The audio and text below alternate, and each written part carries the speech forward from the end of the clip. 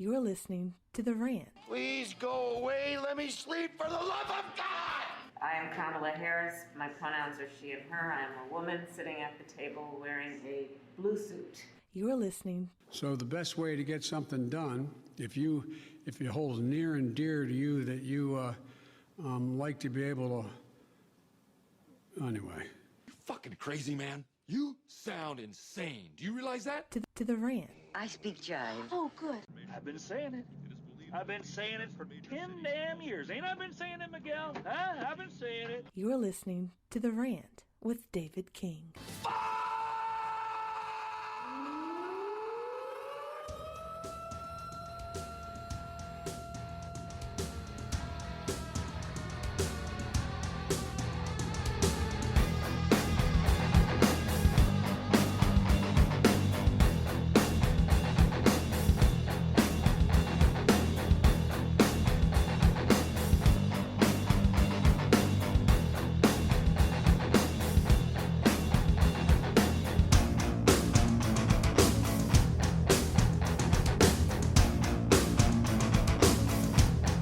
Hello, everyone. Welcome to The Rant. I am your host, David King. It is good to be here with you on this Wednesday, April 5th. Happy Hump Day. We were supposed to actually record yesterday, but didn't quite work out. But we're here today. Rocking out with you on this Wednesday.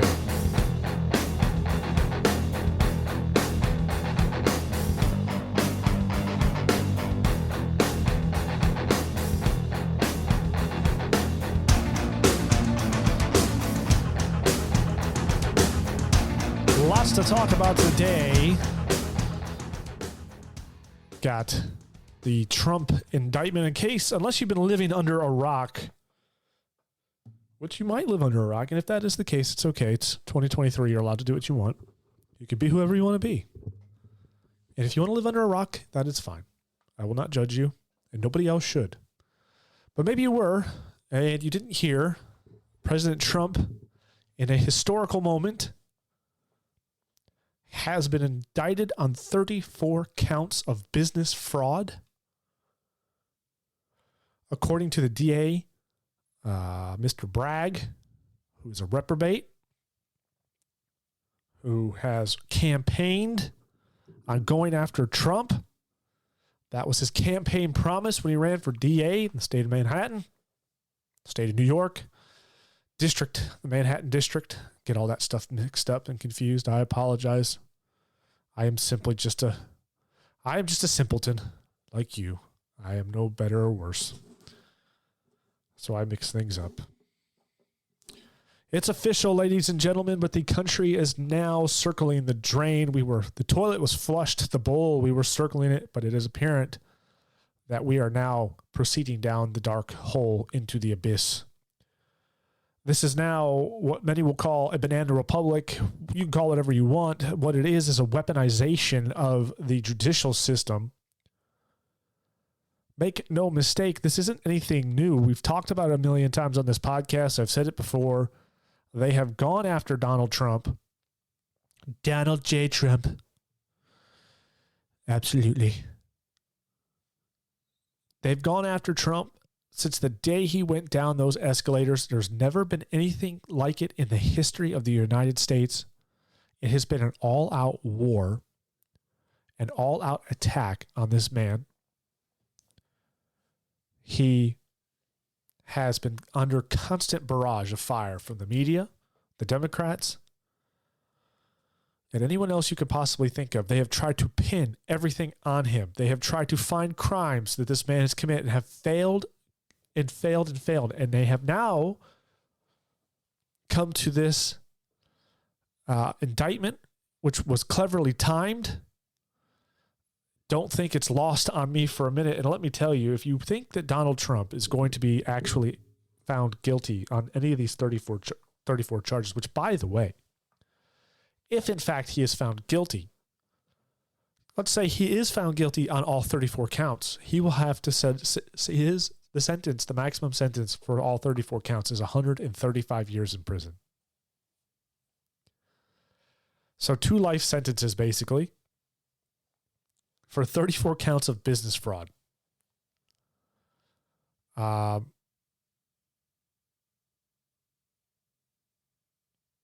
personally do not think he will be charged. I'm actually will be surprised if this even lasts beyond a month or two. I think they are going to motion, and we have some articles here we're going to get to. We have Mr. Bragg's his speech to the press. He kind of gave a testimony to the press right after the indictment, or the arraignment, rather. We'll listen to that here in a brief moment if you hadn't heard it already.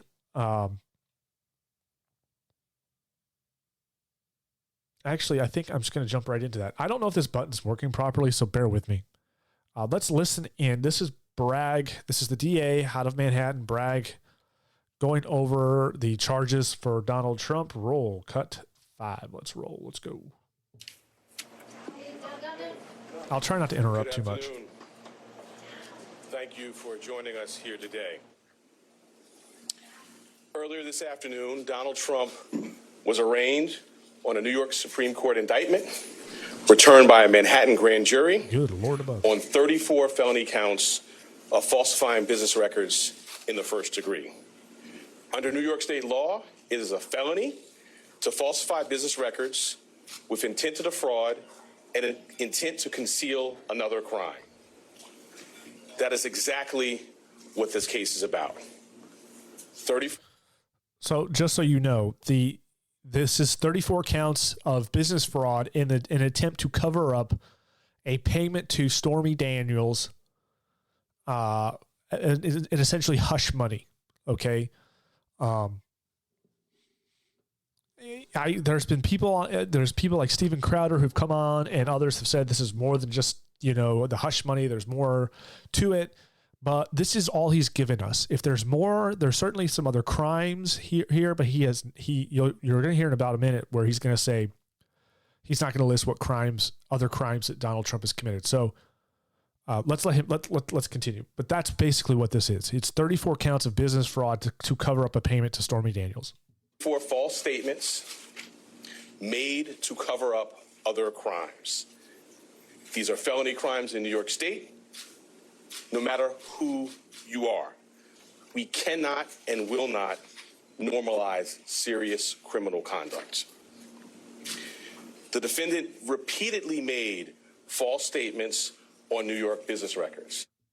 I am going to cut this guy off a few times. He says we're not going to normalize criminal behavior. This is a man that has let people who have murdered someone go, have put them on no bail, no fines. The crime rate in New York City is off the charts. He is literally letting people go every day without bail. And he is letting go. In fact, I read an article today where instead of giving this man who murdered somebody a prison sentence, they're going to put him into a reform program because they believe it's more effective. And the reasoning behind this is because, well, the man that he killed didn't really have a whole lot of family. I think he had one other family member who he wasn't very close with. So there aren't a lot exactly victims in this crime. So instead of just throwing this guy in prison to rot, let's put him on a rehabilitation program. That's the kind of crap this guy is pulling. So Bragg has no issue letting out a murderer, but he wants to charge a former sitting president of the United States with 34 counts of business fraud. And it's such a weak indictment. There's no evidence to prove that Donald Trump lied or manipulated or cheated. There's plenty of evidence. In fact, there was a document that was released not long ago that showed that Michael Cohen, his lawyer, made the payment. Now, Bragg is going to make the argument that just because your lawyer makes the payment and then you later pay your lawyer fees, you can't do that. That doesn't work because we know what those lawyer fees were actually for. That's to pay Michael Cohen. But that's going to be on Bragg to prove, and he can't prove that because many of these guys, especially wealthy business owners and people who are former presidents of the United States, Hillary Clinton probably as well, and so is the same with Bill Clinton, all have lawyers on retainer that they pay monthly, weekly, whatever they have agreed to handle their legal battles. They have probably no idea what they're even paying this guy for, other than that they know that they have him on retainer and he bills them hourly. And so when they get a bill, they go, yeah, pay it. He's our lawyer, and he handles all of our legal business. And so the onus is on Bragg here to prove that Trump knew about the hush money. And even if he did know about the hush money, that's still not a crime. It's not a crime to pay someone hush money. It's done often and frequently. Obama has done it. The Bushes have done it. Clinton's definitely done it. A lot of politicians do this. A lot of big business millionaires do this because a lot of times people will come to them with falsified accusations, and it's cheaper to just say, it's cheaper and easier to just be like, here, I'm going to stroke you a check for $200,000, go away. Instead of going into court, dragging this out and trying to defend myself and defend my name, I'm just going to give you some money. You're going to sign this document that you're going to shut up, because that's really all they want, because likely it's not even a real accusation. Or not a true accusation, or maybe it is, who knows? But either way, hush money is not, love it or hate it, it's not a crime. And so this idea that Trump has committed a crime by paying Stormy Daniels, which, by the way, the courts just ruled that Stormy Daniels has to pay Trump over $100,000 the other day, just before this indictment. That's convenient timing. So far there's just, this is a big nothing burger. There's nothing here. Let's let him continue. I'm sorry. He also caused others to make false statements. The defendant claimed that he was paying Michael Cohen for legal services performed in 2017. This simply was not true. And it was a false statement that the defendant made month after. Why is it not true? After month in 2017. Why is it not true? April, May, June, and so on through the rest of the year. For 9 straight months, the defendant held documents in his hand containing this key lie, that he was paying Michael Cohen for legal services performed in 2017. And he personally signed checks for payments to Michael Cohen for each of these 9 months. In total, the grand jury found there were 34 documents with this critical false statement. Why did Donald Trump repeatedly make these false statements?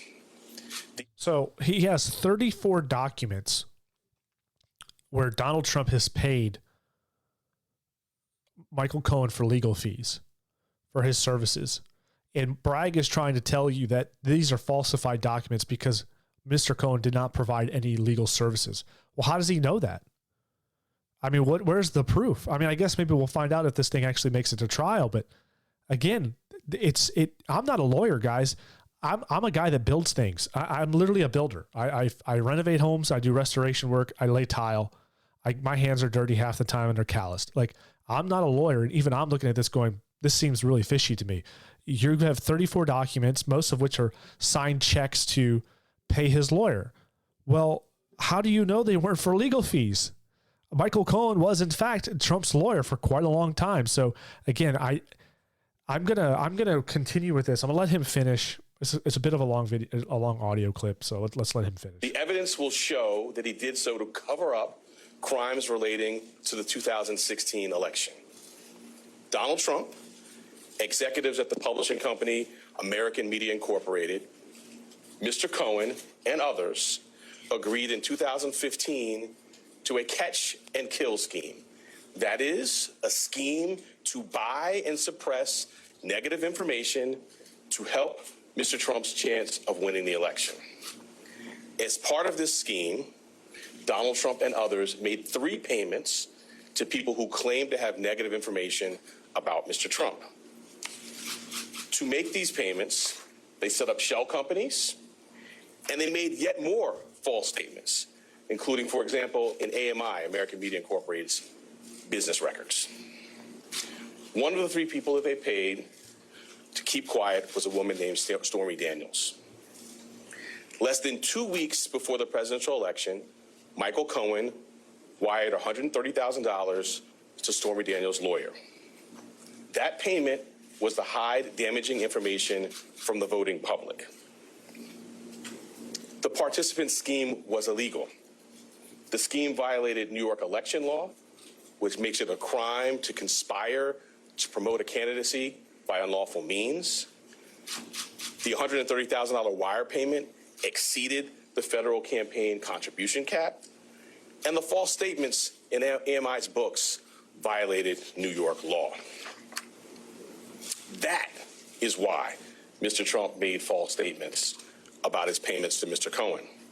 He could not simply say that the payments were a reimbursement for Mr. Cohen's payments to Stormy Daniels. To do so, to make that true statement, would have been to admit a crime. So instead, Mr. Trump said that he was paying Mr. Cohen for fictitious legal services in 2017 to cover up actual crime committed the prior year. And in order to get Michael Cohen his money back, they planned one last false statement. In order to complete the scheme, they planned to mischaracterize the repayments to Mr. Cohen as income to the New York State tax authorities. The conduct I just described and that which was charged by the grand jury is felony criminal conduct in New York State. True and accurate business records are important everywhere, to be sure. They are all the more important in Manhattan, the financial center of the world. That is why we have a history in the Manhattan DA's office of vigorously enforcing white-collar crime.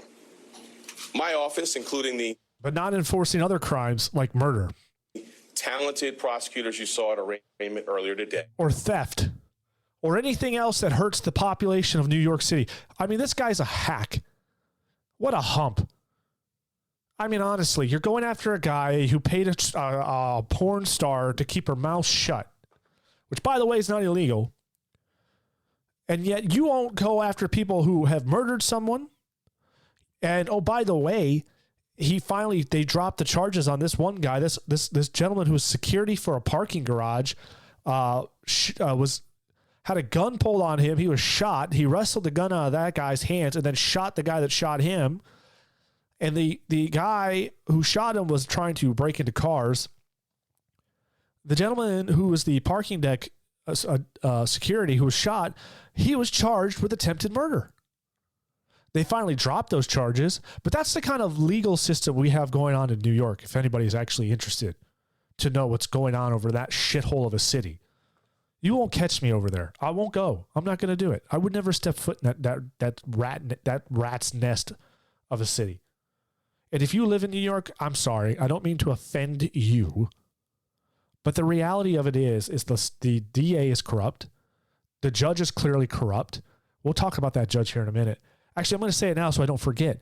The judge's daughter used to work on Kamala Harris's campaign, and the judge themselves have received campaign contributions from Kamala Harris, Joe Biden, and the Democrat Party. So the judge is already corrupt. The judge is biased. The judge should not be overseeing this case at all. They should recuse themselves. Immediately, he should recuse himself. I don't care where you stand on any of this. You would not want a judge who has a bias in your case. You would want them to recuse yourself. You would want someone who is impartial. And this one is not. I'll continue. I'll let this guy continue to run his suckhole. Has charged hundreds of felony falsifying business records. This charge, it can be said, is the bread and butter of our white-collar work. And fraud presents itself in all different forms here in Manhattan. We have charged falsifying business records for those who violated federal bank secrecy laws. We have charged falsifying business records for those who were seeking to cover up sex crimes. And we have brought this charge for those who committed tax violations. At its core, this case today is one with allegations like so many of our white-collar cases. Allegations that someone lied again and again to protect their interests and evade the laws to which we are all held accountable. As this office has done time and time again, we today uphold our solemn responsibility to ensure that everyone stands equal before the law. No amount of money and no amount of power changes that enduring American principle. I'll now take questions. Unless you're a poor black man in New York, then you can get away with just about whatever you want. Because Bragg's a racist. He's a race baiter. We know that because he's all but said, him and his staff have all but said what they are lessening the crimes of African Americans in New York City. Listen, I don't care what race you are. If you commit a crime, you commit a crime, and you should be held under the law, equally under the law like anyone else. Race should never be a factor, period. And if you commit a crime, and if you say, well, we have disproportionately more black Americans committing crime in New York City, and we have to do something about it. It's like, yeah, you should. But you shouldn't let them go. Like, that's not the answer. How is that the answer? Like, well, we're going to lessen their crime because otherwise we'll just, the statistics will look really bad because there'll be more black men incarcerated in New York City. And we just don't want to see that. It's like, okay, then let's just all bury our heads in the sand and pretend like there's not, like these people aren't committing crimes. It's not, you got to go after, you got to figure out, go after the source of why a certain demographic of people are committing more crimes than anyone else. But nonetheless, if they have committed the crime, they must do the time, period. And so this man does not do that. He does not hold people equally under the law. He has a vendetta against Trump. He's all but said it. He ran on it. And now that he's in his position, he's wasted no time. And, he's going to answer some questions right now. So let's listen to what he has to say. So we're going to take a limited number of questions. Limited number of questions, because God forbid, we don't want anybody poking holes in this. And again, we have limited time. Thank you. The first question will be Rick. Thank you. Rick, why now? I mean, some argue that this is a political move. You're not known to be a political person. If Rick is going to go into We conducted a thought. Okay, so she's asking the guy, you can barely hear it, a lot of static noise in the background. She's asking why now? Why all of a sudden are you following this? It seems like to be interesting timing, maybe possibly political. And so he's going to respond. Thorough and rigorous investigation, as we're known to do at the Manhattan District Attorney's Office. I've been doing this for 24 years and am no stranger to rigorous, complex investigations. I bring cases when they're ready. Having now conducted a rigorous, thorough investigation, the case was ready to be brought, and it was brought. Yeah, no, that's bullshit. The guy prior to him wouldn't touch this. They left. They were like, "There's nothing here," and yet he is still. Yeah, he's picked up the scraps and he's rolling with it. Make no mistake, this is exactly perfect timing. Make no mistake, Mr. Bragg has probably no intention of actually getting Trump charged. He would love nothing more than get, Trump in jail.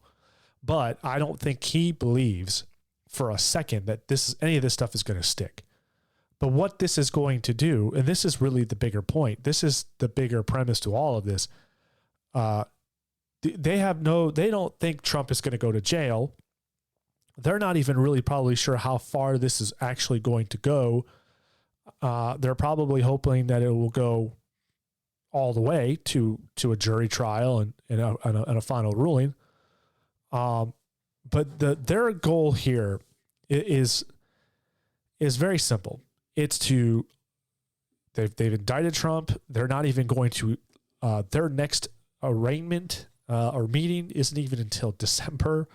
So at the end of the year, and it'll go right into the following year of 2024, which means that's going to be the election season. And so their goal is to load Trump down, keep him in trial, which will keep him off the campaign trail, which will keep him off the debate stage. Anything they can do to kind of trip him up in his run for presidency. And also, too, this is all the media will talk about. They will not talk about Biden and his epic failures as president. They will not talk about the Democrats and their epic failures in the Congress and the Senate. They will be talking about Trump, who's being indicted. The media will carry the water for all of this. They will make you believe that Trump is actually finally going to get the axe. He's a real criminal. He's committed all these crimes. Look who he is. Like he's everything we've always said he was, even though we've never been able to prove any of it. The Russian hoax was a hoax. The Steele dossier was fake. All of these things, the Russian collusion was a false flag. There was never any evidence of it. You know, they will try to push this 100%. They're going to bog him down with this trial to prevent him from campaigning and gaining ground. There's nothing here. And here's the thing. They are going to be sadly mistaken because Trump literally sleeps for like 4 hours a day. This man's a machine. Even at his age, he is a machine. And I saw his look on his face when he walked into that courthouse. He was angry looking. He was fierce looking. He had the look of, okay, we're going to go to war and I'm prepared. And, you know, if I'm a Democrat, period, I would not like this at all. If I'm any Clinton, Hillary, or Bill, if I'm any of these old timers in DC, I would be very worried about this situation because this is literally opening up the Pandora's box for legal action and turning the legal system into a weapon politically for both sides, you know. And so I would be very concerned about this. A lot of people have gotten away with far, far, far worse than Trump, even if this is the case, right? First off, statute of limitations is like 7 years old. You can't charge this a misdemeanor crime, statute of limitations. Even if this was the case, even if he falsified documents, okay, fine, fair enough. But if we're going to hold the law equal to everybody, then why is Hillary still walking when she clearly paid for the Steele dossier against Trump, which violated campaign finance laws? And I believe all she ended up having to do is pay a $200,000 fine for that crime by the Federal Election Commission, the FEC. So I think it was like a $200,000 or $250,000 fine or something like that. Even though it was highly illegal. There's a myriad of, she had the server that she had swiped clean that had like 30 million or 30,000 highly classified documents that she had no business having whatsoever. It was a violation of the whatever they call it, the documents that Trump is apparently in violation of, even though he's clearly allowed to have classified documents as a president. There's so many other crimes that are just so far worse. The Hunter Biden scandal, the money that Hunter Biden was paid to China that we clearly know was also given to Biden. The amount of corruption in DC, and this is what the first time a president gets indicted, this is what he's getting indicted on. Paying a porn star to shut up? Really? This is what it is? Of all the things that politicians have done and presidents in the past have done, this is what we're going on? I'll let him continue. Right. The indictment says that there were 34 false business records. And they would then conceal another crime, but the indictment does not specifically say what those crimes were. We are assuming, perhaps, that they might be election-related. I'm wondering if you can specify what laws were also broken. Right. So let me say as an initial matter that the indictment doesn't specify that because the law does not so require. In my remarks, I mentioned... Yeah, the law so doesn't require. So in other words, I don't have to tell you what laws he's broken, and so I'm not going to. So just sit down and shut up. That's basically what he's saying. The law says I don't have to tell you, and I'm not going to. What does that sound like to you? A couple of laws, which I will highlight again now. The first is New York State election law, which makes it a crime to conspire to promote a candidacy by unlawful means. I further indicated a number of unlawful means, including more additional false statements, including statements that were planned to be made to tax authorities. I also noted the federal election law cap on contribution limits. But why weren't there those crimes charged? Why wasn't he charged with those crimes? Well, I'm not going to go into our deliberative process on what was brought. The charges that were brought were the ones that were brought. The evidence in the law is the basis for those decisions. Because you don't have anything else. And this is all you had. You had some scraps laying on the ground. You picked them up and said, I'm going to make a case out of this. There's nothing there. That's why he knows it. The way, if you can't see it, but if you go back and watch the video, his body language tells you he knows he's full of shit. Hi, Ms. Vidier. You had expressed year ago that you had some reservations about the case's readiness. Can you talk to us about what were some of the questions in your mind that needed to be answered in order to bring a case of this magnitude? I'm not going to go chapter and verse into any thinking. What I will say is, I believe the time period you're talking about, I'd been in office for a couple of months. The investigation, in my view, was not concluded into the conduct in particular that is the basis for the charges today. Since that time, we've had more evidence made available to the office and opportunity to meet with additional witnesses. So, as I said earlier, I've been doing this for 24 years. I don't bring cases prior to a thorough and rigorous investigation. Now, having done so, the case has been brought. I kind of wonder what he means by new additional evidence.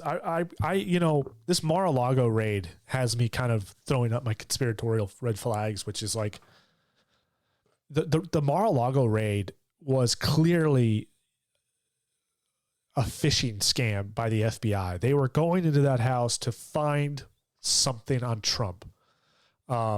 This had nothing to do with classified documents because they knew what classified documents Trump had because they had been there previously.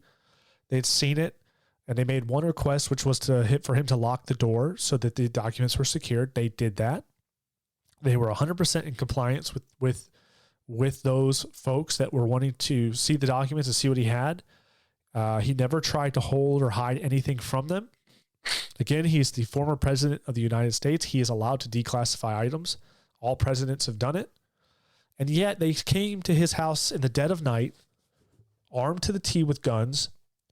They would not let lawyers in with them. They had the security cameras shut off at some point, if not the entire time. So you have to wonder, like, what were they fishing for? What did they dig up and what did they try to find? Did they find something that Bragg believes will aid in this case? I don't know. I'm speculating here because he did say, well, we have some new evidence. And that's one of the reasons why I think we can take this to trial. It's like, okay, because he has to think like either Bragg knows that this is going nowhere. This is really just to tie up Trump during the campaign campaign season rather. Or he does truly believe like he's got him. Either way, from what we've heard from the lawyers of Trump, because all evidence must be provided to Trump's lawyers, and from what I understand, there's just nothing there. And we're gonna read some articles and talk about that here in a second. We'll let him finish up. Mr. Bragg, Garrett Haake with NBC News. Your predecessor took a hard look at this case and decided not to charge it. Federal prosecutors took a hard look at this case and decided not to charge it. Do you believe you have new evidence that led you to decide to charge this, or why now? Because it's a political hit. That's why. As I just mentioned, we have had available to the office additional evidence that was not in the office's possession prior to my time here. And as to your... And folks, that could just be a lie. He may not have any new evidence. It could literally be the same exact thing. And this, again, it's just him putting his name out there, trying to look good for the public. Look, I told you I was going to go after Trump. I'm doing it. He's just padding his resume because he's going to campaign. I've heard rumors that he even wants to be the governor of New York. And so he has big political aspirations. And this literally could be him just doing that. So keep that in mind. He has not provided anything to us to show any new evidence. He's not giving us a whole lot of information. And so he's being very kind of secretive. He's being elusive with this information with the press. So you have to ask yourself, how much of this is just fabricated BS? Part of your question about the federal, we have a distinct and strong, I would say profound, independent interest in New York State. This is the business capital of the world. We regularly do cases involving false business statements. The bedrock, in fact, the basis for business integrity and a well-functioning business marketplace is true and accurate record keeping. That's the charge that's brought here, falsifying New York State business records. Yeah, and the charges that could put this guy in jail for 135 years. Like, it's absolutely absurd. Like, nobody's getting treated like this. Nobody is going to jail for falsifying business records. It's just not happening. This is such a load of bullshit. It's so frustrating to even listen to. I've already listened to this thing. This is the third time I've got to listen to this jackass talk. he's just an evil scum piece of crap who's been funded by George Soros. He's been told to go after Trump. He's going to go after Trump any way he can. He doesn't care. He feels like he's immune because he's a part of this elite group and very well-to-do people who are funding him. And that's all this is. It's just so insane, and it's exhausting, and I'm so tired of it. So tired. Let's just let him finish. Yeah. Thank you. DA Brett, I'm just going to read back one line from your statement of facts. The participants also took steps that mischaracterized for tax purposes the true nature of payments and furtherance of the scheme. You allege former President Trump was one of the participants who mischaracterized the payments for tax purposes. I'm not going to go beyond the plain language statement of facts, which I think speaks for itself. Shana?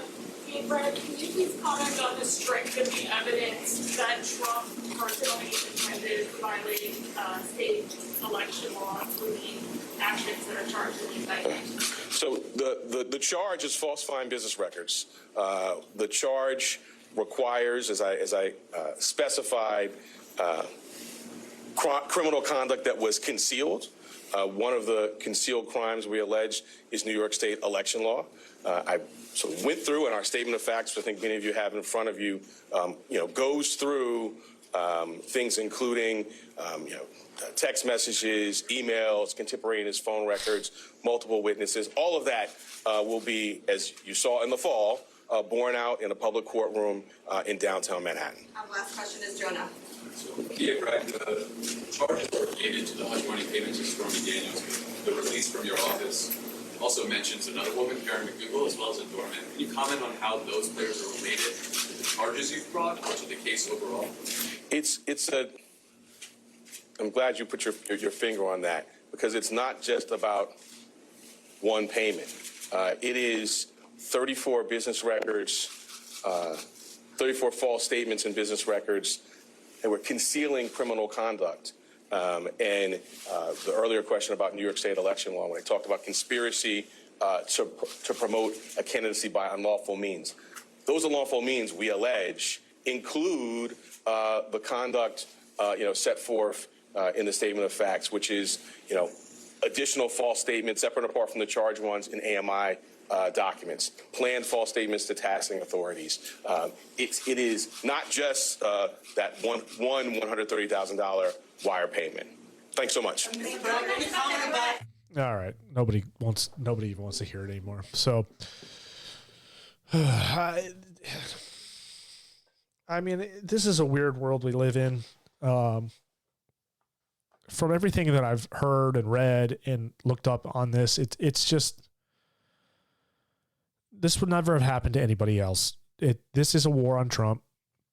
I don't care if you like Trump or hate Trump. I really don't. You should be upset that the fact that they are weaponizing the judicial system, the legal system in this country, maybe more specifically the state of New York, and don't forget the state of Georgia, my home state. They are working to indict Donald Trump for election interference based on a phone call, which apparently had lawyers involved in that phone call, and everybody said everything was fine. So I'm not sure how they're going to make this stick, but everybody wants to go after this guy. They absolutely hate him. And I don't understand why. Everything they've ever said about Trump has never been true. Trump doesn't hate Mexicans. He never said Mexicans were bad people. That was like one of the very first things they tried to pin on him, that he was a racist and he hated Mexicans because he said people coming from the border were bad people, drug dealers and criminals. He even said in the same statement, so he mentioned some of them are good, very good people, but he actually never mentioned anybody by race. And everything he said was very true. And in fact, it's even more true today as fentanyl is coming through the border at an increasing rate. It's killing millions of Americans, especially young Americans. So they try to paint him as a racist, and they try to say he was a Russian probe or a Russian spy or something like that. And none of that stuck. They did a huge 1.5 year long investigation, cost like $150 million or something like that. The Mueller investigation, they found absolutely no evidence. I mean, this guy, believe me, he wanted to come out and just slam Trump for being a Russian collusion spy and find some sort of fraud in this 2016 election. He found nothing. There was nothing there. All they did was waste taxpayer dollars. We could have already told you that this was all a false flag. It was all BS. What they did find was a lot of bad behavior on Hillary Clinton's part. She did pay a little bit of money to the FEC, but beyond that, she wasn't charged with anything else. And yet here we are. It's, you know, they try to say that Trump incited violence on January 6th. He never incited violence. He said protest peacefully, remain calm and peaceful. And as patriots should, blah, blah, blah. Those tweets are widely available for everybody to see. There's just an absolute hatred for this man. The reason why they don't like Trump is because Trump is not a part of their group. However, Trump is one of them. Trump is a part of the good old boy club that is DC. He is. Everyone says Trump's an outsider, and that's why they don't like him. No. You have this all backwards. Trump is definitely a part of this club. The difference is Trump he knows who these people are, and he doesn't have to play by their rules. He can make up his own rules because he has the money and the influence and the power to do so. And so, yes, he is very much a part of this group. He knows these people. He knows how they work. He knows how the world works. He's been in and out of these dealings. He does business all throughout the world in different countries. He knows all the people in terms of the UN and NATO and blah, blah, blah. He knows all these people, and he knows how they work. Make no mistake, he is part of that institution. You don't become a billionaire and not become part of that institution. So he understands the game. The thing is, he doesn't play the game. He actually puts America first. That's what his whole campaign was. He wants to make America strong. He wants to bring infrastructure. He wants to bring manufacturing jobs back to America. He wants to make America independent. He wants to make them energy independent. All of these things disrupt what the good old boy club in DC has established for themselves. Ask yourself why a congressman would ever vote against drilling our own oil? You could say, well, climate change. That's all BS. We're buying oil from OPEC. We're buying oil from Russia, or at least we were. We're getting oil from the Saudis. We're getting oil from, Brazil or wherever, Colombia or down there in the South America. We're still consuming the same, if not more oil than ever before. Why would we not drill our own oil when we have more oil under our earth than anyone else? And this includes natural gas as well. We can make the argument there. Why wouldn't we frack? Why is it that we're not doing any of that? Because the politicians in charge have set it up for themselves to make money off of these foreign oil businesses, or they're set to make money off of clean energy like solar and wind. They're all dirty. They've all set and rigged up the game so that they benefit financially and have more power from it, while the rest of us just go about our lives like lemmings, unaware of the fact that these people are manipulating the system and doing everything they can to gain more power. They are evil, they are corrupt, and they do not care about you. No matter how much they say they do, their actions are louder than their words. And Trump shined the light on these cockroaches, and they don't like that. And they have some big plans, and there's a lot of talk about, the United States going to a digital currency and getting away from the dollar. There's a lot of talks about the United States and a one global government with the WHO and the UN. These are not conspiracies. These people have spoken about it. They talk about it live. They tell you right to your face about how they want to have this one world sort of government. And there are too many American politicians who are all for this. And there's also just American politicians who just hate this country and are trying to set it up for failure. And Trump gets in the way of all of that because Trump he's old fashioned. He's conservative in this regard, that he wants America to be like the old America, independent, strong, reliable. It doesn't need anything from anyone else, but everybody needs something from us. And when you're that strong and independent, you're untouchable. And that's one of the reasons why this country was so successful for so long. And we've undermined that. We've gone away from it, and we continue to do that. And this government, for some reason, wants to keep pushing us further into debt, further into reliance of other nations and their resources. They continue to push us further and further away of this independence. While this indictment was going on, we heard that China and Russia, China, the Saudis, are working with Iran. Brazil, I believe it is now, is going to be trading with China, and they're going to be trading through the yen and no longer the U.S. dollar. They are trying to devalue and destroy the U.S. dollar as we speak, and they're getting away with it. Make no mistake, ladies and gentlemen, we are certainly at war. This is not a traditional war. This is a sort of a war, a systematic technological war. They are going after the dollar. They're going after our infrastructures. They're going after our technologies. They want to weaken us any way they possibly can. And far too many of our politicians are on board. Trump has seen it. He shed the light on it. And now they are literally trying to destroy this man any way they possibly can. If in fact, ask yourself this, why not let the American people decide on the next election if Trump should be president? If he is as bad as they say he is, then the American people should be smart enough to know not to vote for him, because they know that 4 more years of Trump is a huge, massive delay in their global economic plan. It's going to disrupt many of these politicians and the way they make their money and the way they gain their power if he gets back into office. And they know that if he runs, he's probably going to win. They're not going to be able to cheat like they did last time. They have an absolutely atrocious candidate, Joe Biden. It appears that Robert F. Kennedy Jr. is going to challenge Biden in 2024. That was just announced today. I can pull that up, and I'm not going to read the article. Just know that Robert F. Kennedy Jr. has announced that he's going to run against Biden. The Democrat Party is in disarray right now. You don't run against the president, the one in the office. He usually gets a free pass. Nobody generally primaries him. But Biden is so atrocious. He is so bad that Democrats are circling the wagons trying to figure out what they're going to do, because they know they cannot win against Trump.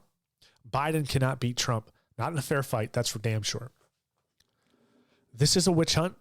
This is a political attack. If you don't believe me, the CNN has all but announced the same thing. CNN has said themselves that this is a very weak case.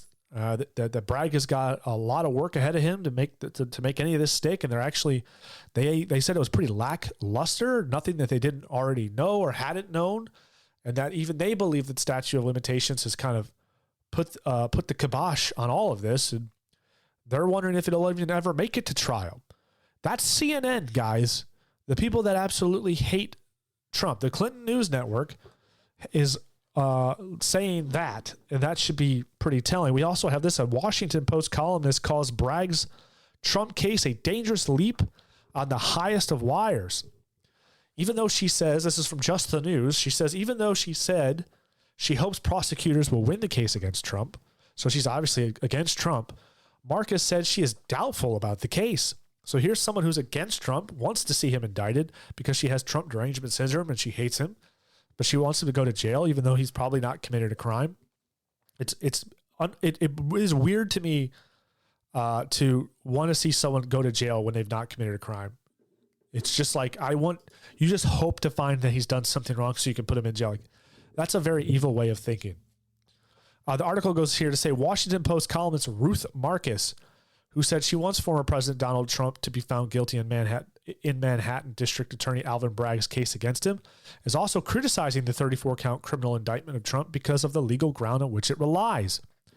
In an opinion article Tuesday titled "The Trump Indictment is a Dangerous Leap on the Highest of Wires," Marcus said the indictment, unsealed after Trump's arraignment earlier that day, is disturbingly unilluminating, and the theory on which it rests is debatable at best, unnervingly flimsy at worst.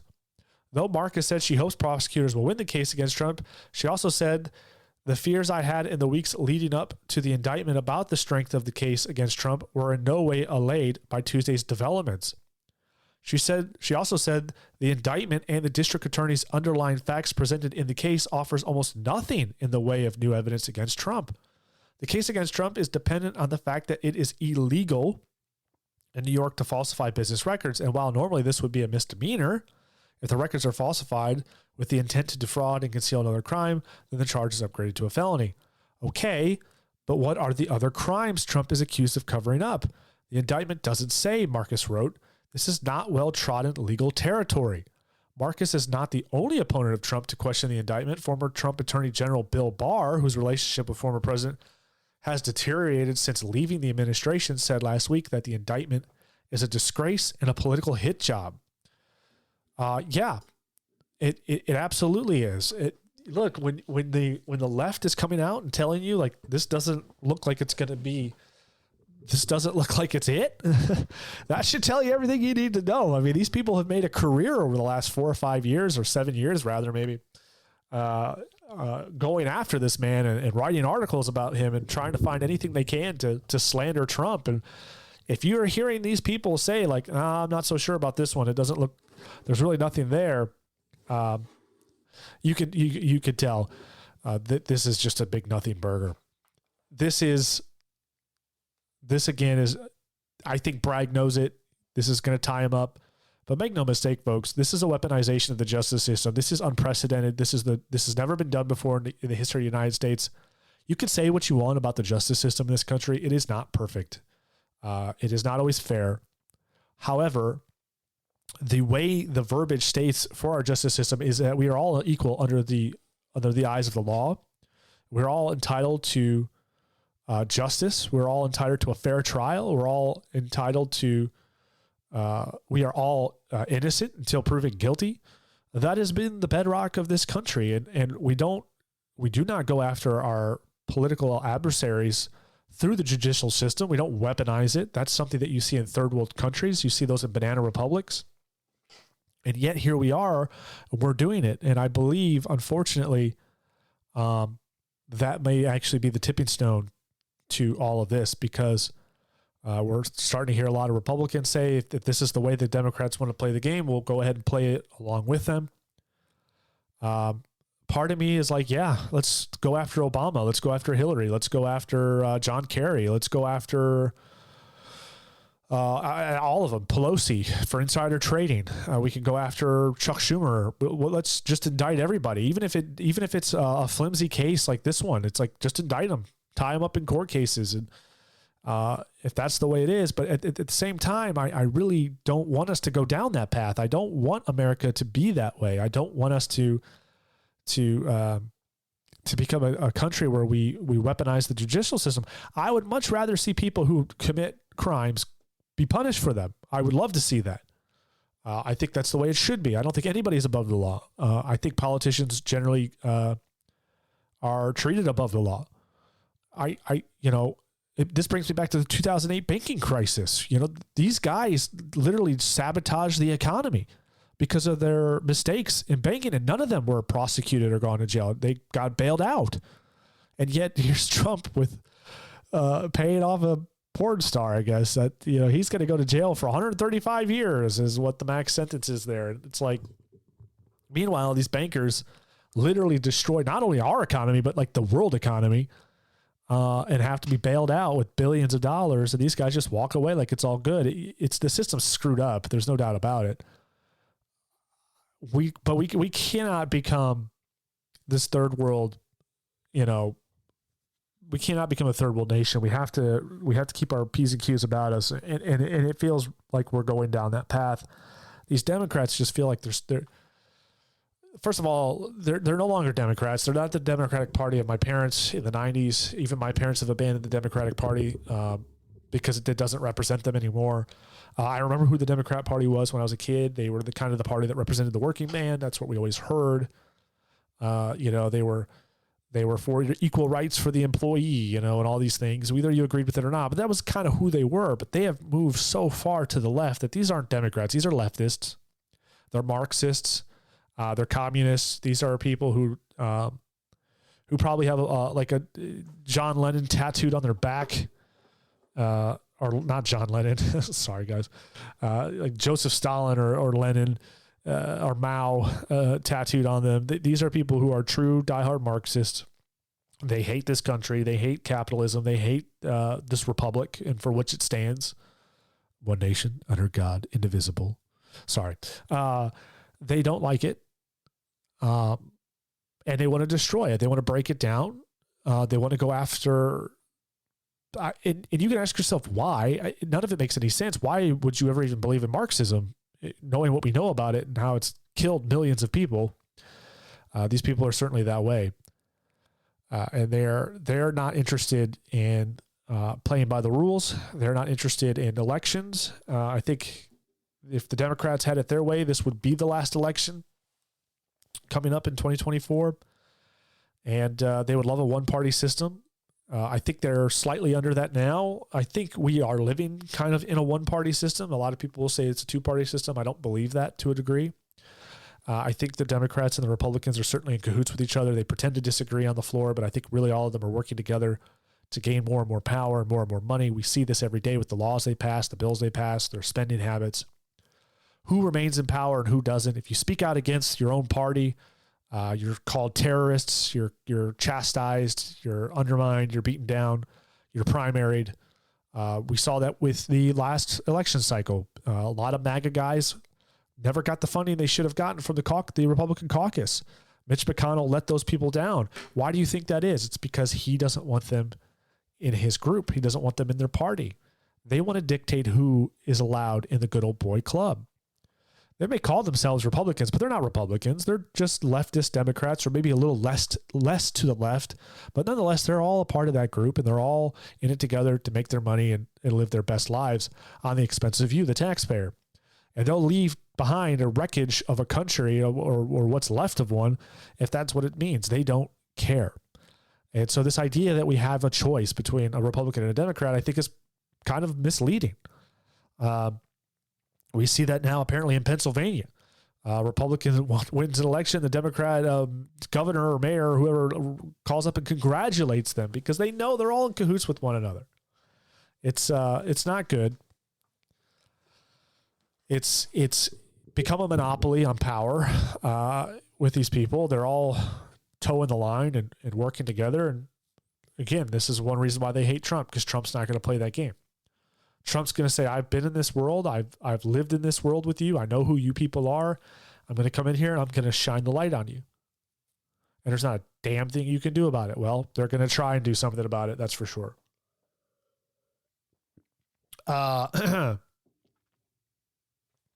We have another article here from Just the News. It says here, we're going to wrap it up here with this article. After Trump arraignment and speech, campaign to legally undermine charges begins in earnest. Trump says case against him should be dropped immediately as legal experts zero in on its many potential weaknesses and predict an early motion to dismiss. So yeah, there's another thing. There's kind of a stepping stone here. They've talked about it here. We'll read through the article. It actually says it here in the article, so I'm not even going to say it myself. It says here, with a somber historic arraignment now in the rearview mirror, Donald Trump and his legal team have started attacking his indictment as an illegitimate use of the justice system to interfere with his 2024 electoral chances. Exactly. That's what I literally just said. This fake case was brought only to interfere with the upcoming 2024 presidential election, and it should be dropped immediately, Trump said in Palm Beach after returning home from court in New York City on Tuesday. The statute of limitations, Manhattan District Attorney Alvin Bragg's press conference, grand jury leaks, and the indictment's insinuation of the former president's intent are some of the likely challenges, legal experts said after reading the 16-page indictment and accompanying statement of facts. But a Bridgegate case involving on-again, off-again Trump pal Chris Christie may give the defense team some of its most fertile ground to attack the prosecutor's allegations that the former president was engaged in a conspiracy to defraud. All 34 felonies filed against the former president alleged he falsified his company documents with an intent to defraud and hide hush money payments to porn star actress Stormy Daniels. Back in 2020, a unanimous U.S. Supreme Court in a case called Kelly versus United States overturned the convictions of former Governor Christie's aides in New Jersey in a scandal involving the closure of bridge lanes. The justice ruled the defendants couldn't be convicted in a conspiracy to defraud without proof they sought to steal someone's money or property. The same standard for proof to defraud also has been upheld in the New York state court systems, even in a famous case about fake legal records known as People versus Hankins. Legal experts said Bragg's efforts to tie Trump to a conspiracy to defraud could open the door for a significant legal challenge. The Supreme Court case, the Kelly case with Bridgegate, this is on all fours with Kelly. Former District of Columbia U.S. Attorney Joseph D. Genova told the Just the News, No Noise television show on Tuesday night, there's nothing of value that the former president defrauded anybody of. Harvard Law professor emeritus Alan Dershowitz agreed the fraud standard is one of many complications for the prosecution. The statute of limitations for the alleged crimes and illegal legals of grand jury information are others, he added. Where's the victim here? Dershowitz asks. Who was hurt? Stormy Daniels isn't the victim. Of course not. She actually has to pay Trump money. Who is the victim here? And do you ever devote that much time and resources, a lawyer's time, to such a victimless crime? Trump attorney Jim Trusty signaled Tuesday a motion to dismiss the charges outright for legal insufficiency could be in the cards early on. Because most of us anticipated an indictment that would have the frailties this one has, the idea of trying to expedite a motion to dismiss is not totally foreign, Trusty said on CNN. Trusty said that Bragg's team Trusty said one challenge that Bragg's team faces is the fact that non-disclosure agreements and hush money payments are not illegal and have been used in Congress on many occasions even with tax monies. If it was illegal, Congress would be in a lot of trouble, Trusty told CNN. Right? You've got an entire fund set up for congressional NDAs based on harassment, so it's not illegal to have it. Nobody's disputing whether there was a non-disclosure agreement. Trusty said that Bragg is picking up the trash that the U.S. Attorney's Office wouldn't touch and his predecessor wouldn't touch, that he wouldn't even touch the first time, but now for whatever back-channel reason, it will be real interesting in pushing for information about how he made this decision. Trusty, who represents Trump on January 6 matters and the Mar-a-Lago raid over classified documents, added that pre-trial motions should be very powerful in this particular case. Dershowitz predicted that the early defense attacks on the case will include a motion to change the trial venue out of Manhattan. That would be because the judge is corrupt and is funded by Kamala Harris's campaign and Democrats. And then a challenge to the statute of limitations, and then a motion to dismiss. So that's kind of the roadmap there. Get it out of Manhattan, far away from this judge, which I agree with. The challenge of the statute of limitations, which is true, it's well over 7 years, well past the statute of limitations, even if this was a crime. And then a motion to dismiss because of a lack of evidence, a lack of anything worthwhile. So we'll see how all that goes down. Trump previewed his own attacks on Bragg during his speech after the arraignment, saying the Manhattan DA campaigned on an effort to get President Trump and may have violated laws by failing to stop grand jury leaks. The criminal is the district attorney because he illegally leaked massive amount of grand jury information for which he should be persecuted, or at minimum, he should resign, Trump said. The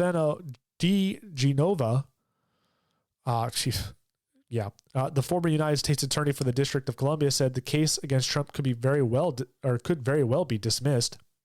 I think this indictment is an embarrassment to the historic Manhattan District Attorney's Office. It's an embarrassment to the bar of the city of New York and the court system of New York. This case should be dismissed for a number of reasons, he said. Statute of limitations, prosecutorial misconduct, failure to state a crime. Michael Bachner, a former prosecutor of the Manhattan's DA office, said the contents of the unsealed indictment were old news. I think the case has a fact that a jury can convict on. But we're all thinking there will be more. This is old stuff. There's statute of limitation issues here. There's big issues related to the legality of the charges. It's going to be hotly contested, said Bachner. And then whether or not the jury is going to want to convict a candidate for president based on these types of facts, the next it's a big mess. And so the next in-person appearance in this case is scheduled for December 4th. So conveniently, it's going to be at the end of the year, going right into the hot. And then, that's probably very normal in a situation like this. The court system's probably very backed up anyway. Bragg knows this. If this is all very convenient timing. The The next appearance in court will be December 4th, the last month of this year, going right into the hot and heavy election cycle. There's a mosquito in here. Golly, where did that come from? It's probably working for Bragg. It's probably like a little drone. Anyway, I'm just kidding. I'm not that person. So yeah, I'm gonna see if I can take this guy out. This freaking mosquito is ridiculous. Hold on. Nope, he just flew away. This is hot radio talk here. So yeah, there you have it. I mean, we have CNN, the Washington Post, or Times rather. We have lawyers on all sides of the aisle here, all kind of scratching their head at this. And so it stands to say that this stinks to hell to high heaven, that this is clearly a political hit job, and there's no merit to any of this. Now, unfortunately, a lot of people who absolutely hate Trump are going to clap their hands and they're going to jump for joy and think this is the greatest thing since sliced bread. But what they have no idea is what kind of mess they have just got us all into. There's comments, people saying, you're next, right? We're next. The people are next. We already know that's the case. With the January 6th trials and the way they handled the people on January 6th, you can love that situation, hate that situation. It was wrong for those people to go in. But the way they were treated, that violated their constitutional rights, it was unfounded. And then we have a gentleman here. I don't have his name off the top of my head because it's not in my show notes because I wasn't going to bring it up, but it's come to my mind. A gentleman was just found guilty for election fraud or election meddling in an election by posting a meme that told Democrats that they could vote for Hillary via text. It was a satirical meme that he posted on Twitter that says, if you want to vote for Hillary, you don't have to go to the polls. You can text the number here. The problem is there was no evidence to show that anybody fell for that. They did have a lot of people text the number, but they can't prove that those people didn't actually go to the polls afterwards. Here's the problem. A Democrat did the exact same thing with Trump. If you want to vote for Trump, you don't have to go to the polls. You can text. That person wasn't indicted. They weren't found guilty. This man could face up to 10 years in prison. So the reality of it is, folks, they're already coming for us. Trump said, this isn't an attack on me. It's an attack on you. I'm just in the way. Trump is about to be pushed out of the way. And so we are in the new precedent. And we have to be diligent. We need to hold those accountable who work for us, the elected officials. We need to write those people. We need to make sure that they're being involved. It starts at the home. We need to talk to our children. I don't have kids, but you might. Get them involved. Let them know what is going on. And it's time we start firing some people in D.C., period. On all sides, not just the Democrat side. Republicans need to hold these Democrats accountable. Bragg needs to be held accountable. We need to put people in place that will do that. They should not be allowed to do this, period. It's wrong, and it's setting a bad precedent, and it's putting us down a very, very scary and dark path in this country that I don't believe we can come back from if we continue to go down that road. I will do my best to keep you guys updated on all the news on the Trump arraignment, detainment, indictment, whatever mint. And anything new that comes up, we'll talk about it. You'll catch it here on The Rent. I appreciate you guys listening. I'm not happy about it. Not excited about any of this. My hope and prayer is this is simply just to distract, delay, and keep Trump from campaigning. I really hope this never goes to trial. I don't trust the judicial system in this country anymore to do the right thing. We've seen a lot of people go to jail who shouldn't be in jail. Frankly, I was surprised that the kid over there in Wisconsin got off not guilty. It was unbelievable. It kind of renewed a little bit of, I had a little bit of faith in the system. So we'll keep tabs on it all. Pray for this country. Pray that God will heal it. Get us on the right track because we are so far off the rails, it's not even funny. And the only one that can save this country now, in my opinion, is God himself. But in order for him to save it, we have to seek him. And a lot of people aren't seeking him. But that's a whole different conversation. for a different time. So on that note, thanks everybody for listening. If you love the show, please like and subscribe it. Go listen, get it, subscribe and listen, and rate us wherever you get your podcast. It could be Apple, Spotify, Google, Amazon, all those places. And if you love the show and you think somebody else would like it, tell a friend, because you have absolutely no idea. Statistically, telling a friend about this podcast is actually better than me spending money on ads. That's a fact. The best form of advertisement for podcasts is word of mouth. So if you like the show and you think somebody else would like it, tell them. Costs you absolutely nothing, but it helps me out tremendously. Let me know what you think of this kangaroo court system, Trump's indictment.